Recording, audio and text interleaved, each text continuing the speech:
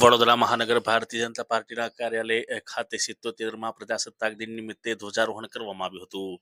દેશભરમાં 77મા પ્રજાસત્તાક દિનની ઉત્સાહભેર ઉજવણી કરવામાં આવી રહી છે. આ નિમિત્તે વડોદરા શહેર ભારતીય જનતા પાર્ટી દ્વારા શહેરના નમો કમલમ કાર્યાલય ખાતે પ્રજાસત્તાક દિનની ભવ્ય ઉજવણીનું આયોજન કરવામાં આવ્યું હતું.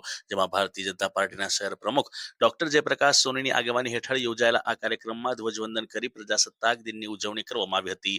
આ પ્રસંગે સાંસદ ડોક્ટર હેમાંગ જોશી, ગુજરાત વિધાનસભાના મુખ્ય દંડક તથા રાવપુરા વિધાનસભાના ધારાસભ્ય બાલુભાઈ શુક્લ, મંત્રી મનીષાબેન વકીલ, કેયુર રોકડિયા, ચૈતન્ય દેસાઈ, યોગેશ પટેલ, વડોદરા શહેરના મેયર પિંકીબેન સોની, ડેપ્યુટી મેયર ચિરાગ બારોટ, શહેર મહામંત્રી જશવંતસિંહ સોલંકી, રાકેશ સેવક, સત્યન કુલાબકર તેમજ કાઉન્સિલરો, વોર્ડ પ્રમુખો અને કાર્યકરો મોટી સંખ્યામાં ઉપસ્થિત રહ્યા હતા.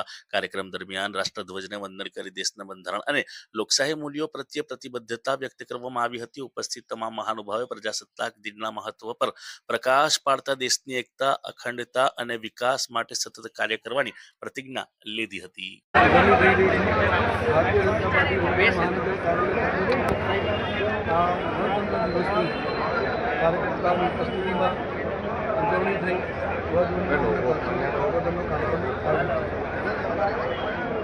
ભારતને વિકસિત બનાવવા માટે જે અથાગ મહેનત કરી રહ્યા છે અને નરેન્દ્રભાઈ મોદી સાહેબ જે પોતાના જીવનનો દેશને સમર્પિત કરીને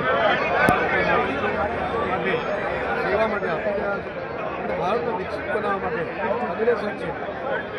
તેમના આપેલા પંચપ્રાણ અમે સૌને યાદ અપાઈ છે.